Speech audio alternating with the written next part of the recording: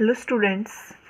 In the previous chapter on electricity, we learnt about the heating effect of electric current. Electric current की वजह से बहुत सारे हमने हीटिंग इफ़ेक्ट देखे थे, जैसे कि इलेक्ट्रिक हीटर है, गर्म हो रहा था, इलेक्ट्रिक आयरन है, या फ़ोन चार्ज पे लगा दिया, फ़ोन और चार्जर दोनों गर्म हो जाते हैं, या फ़ैन चल रहा है तो फ़ैन गर्म हो जाता है। ये सब इफ़ेक्ट हम देख चुके, किसकी वजह से? इलेक्ट्रिक करंट की वजह से। What could be the other effect of electric current? Other effect electric current की वजह से क्या क्या हो सकते हैं वो स्टडी करेंगे। देखिए एक बार थोड़ा सा यहाँ एग्जांपल दे रही हूँ। ओरस्टेड नाम के एक साइंटिस्ट है जो एक्सपेरिमेंट कर रहा था। ठीक है, एक वायर ले ली उसने और वायर के अंदर से करंट जा रहा है। वायर के पास में साइंटिस्ट ने क्या किया, कंपास नीडल को रख दिया। कंपास नीडल को रख दिया, उसके अंदर ऐसी दो सुइयां थी, तो वायर के अंदर करंट जा रहा था। पास में जब कंपास नीडल को रख दिया तो जो सुइयां थी, नीडल जो थी कंपास के अंदर, वो डिफ्लेक्ट हो रही थी, डिफ्लेक्शन हो रहा था। ठीक है, नीडल के अंदर। तो डिफ्लेक्शन कब होता है नीडल के अंदर? जब वहाँ मैग्नेटिक फील्ड हो। मैग्नेटिक फील्ड होगा तो नीडल डिफ्लेक्शन दिखाएंगी। अब उसने सोचा ये मैग्नेटिक फील्ड कहाँ से आ गया भाई, यहाँ तो वायर में सिर्फ करंट जा रहा था और डिफ्लेक्शन हो रहा है नीडल के अंदर, तो इसका मतलब यहाँ मैग्नेटिक फील्ड है। अब वो मैग्नेटिक फील्ड आया कहाँ से? इसका मतलब वायर के अंदर करंट है, तो वायर ने मैग्नेटिक फील्ड को प्रोड्यूस कर दिया। ये सब स्टडी किया ओरस्टेड नाम के एक साइंटिस्ट है उसने। देखिए थोड़ा सा इंट्रोडक्शन में एक बार कंपास नीडल के बारे में बता देती हूँ। कंपास नीडल ऐसे अलार्म घड़ी होती है ना, वैसे होता है शेप का। उसके अंदर दो सुइयां होती हैं जो कि हमेशा नॉर्थ और साउथ में ही रहती हैं। ठीक है, डायरेक्शन चेक करते हैं, डायरेक्शन देखने के काम आता है। जैसे कि आर्मी में हैं, कहीं जंगल वगैरह में चले जाएं तो वहाँ डायरेक्शन का पता नहीं चलता, तो वो कंपास नीडल रखते हैं अपने पास, ताकि पता चल जाए कि साउथ इधर है, नॉर्थ इधर है, और वो करेक्ट अपनी जगह पहुँच जाए। ठीक है, तो सुइयां जो हैं डिफ्लेक्शन कब करती हैं? जब उनको मैग्नेटिक फील्ड में रखा जाए, तभी वो सुइयां जो है डिफ्लेक्शन दिखाएंगे ऐसी। अब वहाँ मैग्नेटिक फील्ड नहीं था, सिर्फ वायर के अंदर से करंट जा रहा था और वहाँ कंपास नीडल रखा तो डिफ्लेक्शन हो रहा था नीडल में। इसका मतलब वहाँ कोई मैग्नेटिक फील्ड था। अब मैग्नेटिक फील्ड आया कहाँ से? इसका मतलब वायर के अंदर से करंट था, वायर ने प्रोड्यूस कर दिया मैग्नेटिक फील्ड को। ठीक है, तो ये भी एक इफेक्ट है इलेक्ट्रिक करंट का कि इलेक्ट्रिक करंट जो है मैग्नेटिक फील्ड को भी प्रोड्यूस कर रहा है। तो दोनों के बीच में एक खास रिलेशन है, किसके बीच में? इलेक्ट्रिसिटी और मैग्नेटिक फील्ड के बीच में। ठीक है, इलेक्ट्रिसिटी है, इलेक्ट्रिक करंट है, वो मैग्नेटिक फील्ड भी प्रोड्यूस कर रहा है। तो देखिए एक बार इसकी theory. When an electric current pass through a magnetic wire, जब इलेक्ट्रिक करंट को मैग्नेटिक वायर के अंदर से पास किया गया, कंपास नीडल गॉट डिफ्लेक्टेड, तो जो नीडल थी वो डिफ्लेक्ट हो गई।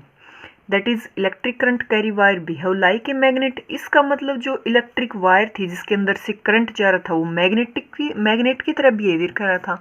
मैग्नेटिक की तरह क्यों? क्योंकि मैग्नेट होते हैं ना, वो ही मैग्नेटिक फील्ड प्रोड्यूस करती है। एक बार ये बता देती हूँ मैं थोड़ा सा। देखिए इलेक्ट्रॉन होता है ना, इलेक्ट्रॉन, उसकी वजह से तो इलेक्ट्रिक फील्ड प्रोड्यूस होता है, इलेक्ट्रिक फील्ड बनता है अपना कोई। ठीक है, और जो मैग्नेट रखते हैं ना, उसकी लाइनिंग जो पास होती है उसकी वजह से मैग्नेटिक फील्ड बनता है। ठीक है, मैग्नेटिक फील्ड प्रोड्यूस होता है, तो मैग्नेट की वजह से मैग्नेटिक फील्ड बनता है। और यहाँ भी मैग्नेटिक फील्ड बन गया। इसका मतलब यहाँ मैग्नेट तो थी नहीं, यहाँ तो वायर थी जिसके अंदर करंट था। इसका मतलब ये वायर है जिसके अंदर से करंट पास हो रहा है, वो किसकी तरह बिहेवियर कर रही है? मैग्नेट की तरह ही, क्योंकि तभी मैग्नेटिक फील्ड प्रोड्यूस हुआ।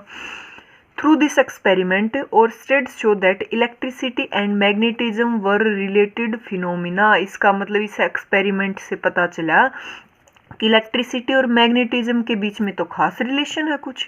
That is we can say that current carrying wire produce magnetic field. इसका मतलब हम कह सकते हैं कि जो करंट कैरिंग वायर थी जिसके अंदर से करंट जा रहा था वो ही मैग्नेटिक फील्ड को प्रोड्यूस कर रही थी। ठीक है, देखिए अब मैग्नेटिक फील्ड तो प्रोड्यूस हो रहा था, लाइनिंग आ रही थी, मैग्नेटिक फील्ड लाइन बोलते हैं जिनको। अब मैग्नेटिक फील्ड होता क्या है, क्या फील्ड लाइन है, कैसे वो मूव कर रही थी, वो सब स्टडी करेंगे हम। ठीक है, magnetic field and field line. देखिए compass needle got deflected when placed near a bar magnet. जब कंपास नीडल को बार मैग्नेट के पास रखते हैं तो नीडल डिफ्लेक्ट होती हैं। The end of the compass needle point approximately toward north and south direction. जो कंपास की नीडल होती है वो हमेशा नॉर्थ और साउथ डायरेक्शन में ही रहते हैं हमेशा। तो जो देखिए कंपास नीडल ऐसे होते हैं, नहीं वो मैग्नेट ऐसे होता है, ठीक है, उसका एक नॉर्थ में रहता है एक साउथ में रहता है हिस्सा हमेशा। तो जो साउथ में रहता है उसको यहाँ साउथ पोल बोला गया है, इस एंड को नॉर्थ वाले हिस्से को नॉर्थ पोल बोला गया है, ठीक है। और साउथ को अगर साउथ के पास अगर एक और मैग्नेट लेके आते हैं, साउथ का जो पोल है साउथ पोल, वो साउथ पोल की तरफ लेके आएंगे तो वो एक दूसरे को रिपेल करती हैं, ठीक है। यहाँ नॉर्थ लेके आएंगे ना तो वो अट्रैक्ट करेंगी। इसका मतलब यहाँ से क्या कंक्लूजन निकल के आया कि लाइक पोल हैं सेम पोल वो रिपेल करते हैं एक दूसरे को, और अनलाइक पोल हैं वो एक दूसरे को अट्रैक्ट करते हैं, ठीक है।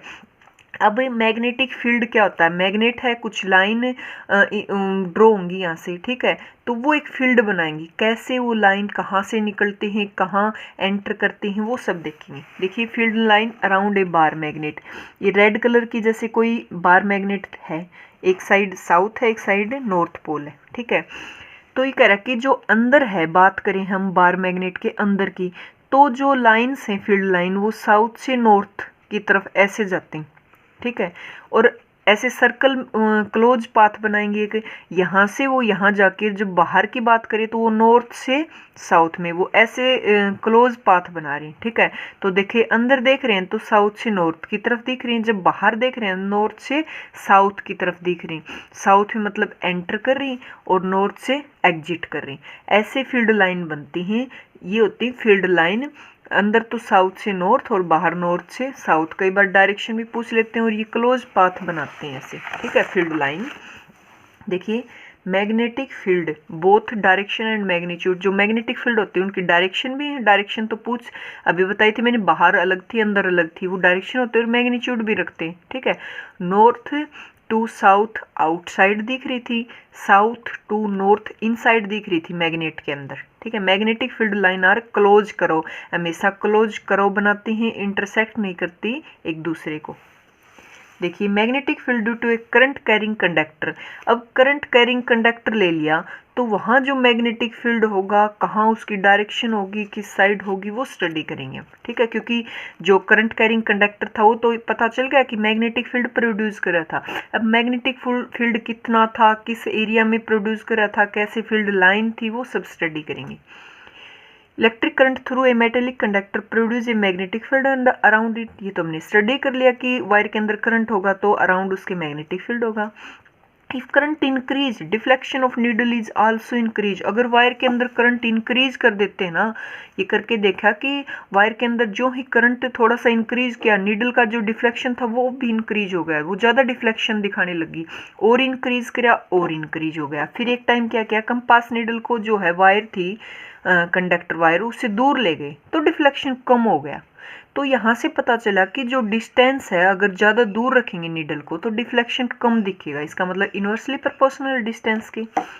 If the compass is move from the wire the deflection in the needle decrease हो गया। देखिए ये एरो लगा रखे मैंने यहाँ का, इसका मतलब शॉर्ट फॉर्म में डिक्रीज, ऐसे एरो का मतलब है इंक्रीज ऊपर की तरफ, ठीक है।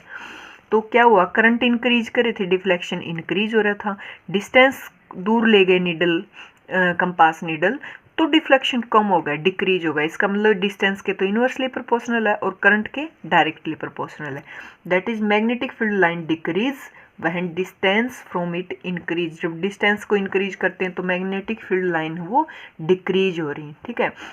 अब ये वायर है, इसमें करंट ऊपर की तरफ जा रहा है, यहाँ एक वायर है इसमें करंट नीचे की तरफ जा रहा है।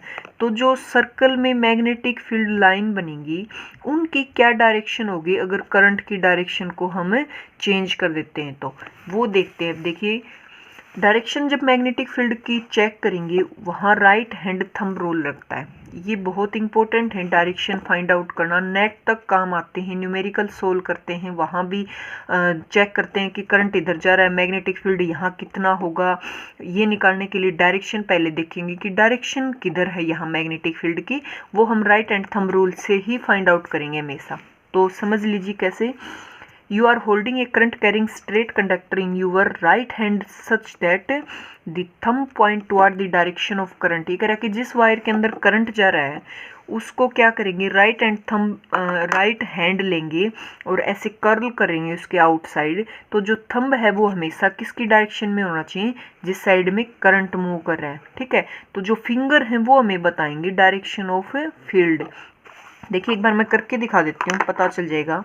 सपोज करो ये पेंसिल है, ऊपर वाली वायर की बात करी हूँ मैं, करंट ऊपर की तरफ जा रहा है, तो जो ये छिला हुआ भाग है सपोज करो कि ये शो कर रहा है कि करंट ऊपर की तरफ जा रहा है।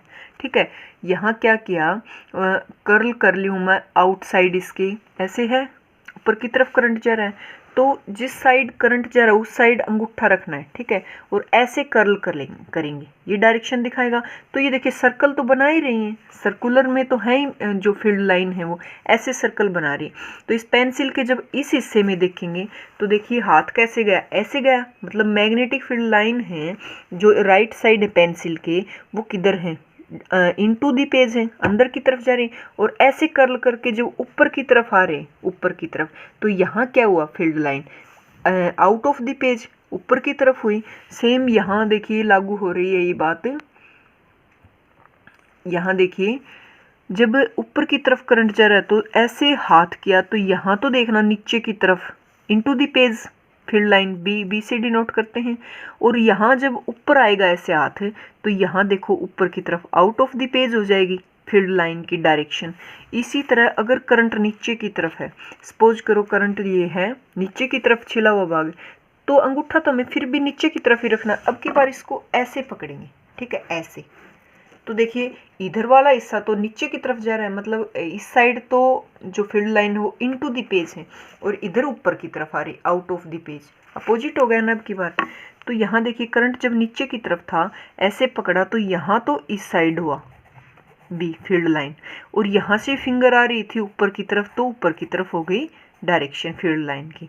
तो देखिए दोनों में डिफरेंस देखिए, जब करंट इधर था तो यहाँ बी की डायरेक्शन इधर थी, जब करंट नीचे था तो यहाँ इधर थी। तो यहाँ क्या हुई, इनटू द पेज डॉट से डिनोट करते हैं, into the page, out of the page को क्रॉस से डिनोट करते हैं। ठीक है, ये आगे आएगा चल के बहुत, जैसे ग्रेजुएशन में है या 12th में है। तो यहाँ क्या हो, out of the page cross से डिनोट करेंगे, यहाँ इनटू द पेज डॉट से डिनोट करेंगे। तो ऐसे कोई वायर है, कहीं भी डायरेक्शन ऐसे दे दे डायरेक्शन, और पूछे कि जो है डायरेक्शन करंट की इधर है, तो उस साइड फील्ड की डायरेक्शन क्या होगी, तो कैसे फाइंड आउट करेंगे, करंट इधर है तो मतलब अंगूठा इधर रखना है इसकी तरफ, और ऐसे पकड़ेंगे। तो यहाँ क्या हुआ, इनटू द पेज, और ऐसे जो फिंगर निकल के आई तो यहाँ क्या होगा, आउट ऑफ द पेज। ऐसे फाइंड आउट कर सकते हैं। आगे इस चैप्टर में क्वेश्चन भी पूछ रखा है कि ईस्ट टू वेस्ट करंट जा रहा है, तो उसके नीचे और उसके ऊपर फील्ड की लाइन क्या होगी, डायरेक्शन क्या होगी फील्ड की। तो आप बता सकते हैं चेक करके, किससे, राइट एंड थंब रूल से। ठीक है, अगर उसका आंसर आपको मिल जाता है, आप बता सकते हैं कौन कौन जो वीडियो को देख रहा है, तो कमेंट बॉक्स में ज़रूर कमेंट करें किस किस ने चेक किया, किस किस को देखना आ गया कि कैसे कर्ल करते हैं फिंगर को, और हम बी की डायरेक्शन फाइंड आउट कर सकते हैं। ठीक है, अगर आपको वीडियो पसंद आई हो, कुछ समझ आया, तो प्लीज़ लाइक कर दे वीडियो को। अगर जुड़े रहना चाहते हो मेरे साथ तो सब्सक्राइब करें चैनल को। Thank you.